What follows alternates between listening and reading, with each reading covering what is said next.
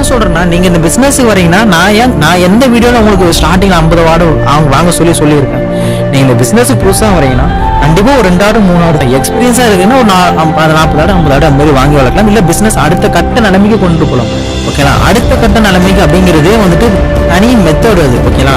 அதனால வந்துட்டு கிராமம் சார்ந்த ஒரு வாழ்க்கையை வாழணும், இல்லை குடும்பம் சார்ந்த ஒரு வாழ்க்கையை வாழணும் அப்படின்னு நினைக்கும் போது இந்த டைரி ஃபார்மிங், இந்த கோட் ஃபார்மிங், இதெல்லாம் வந்துட்டு அதாவது இந்த ஃபார்மிங் ரிலேட்டடாக இருக்கக்கூடிய எல்லா பிஸ்னஸுமே வந்து பார்த்தா ரொம்ப ரொம்ப ரொம்ப நல்ல விஷயம்.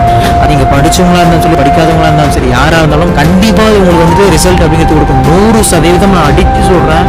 கண்டிப்பாக இந்த பிஸ்னஸில் சக்ஸஸ் பண்ண முடியும். ஓகேங்களா? யார் என்ன சொல்கிறாலும் அதை கேட்காதீங்க.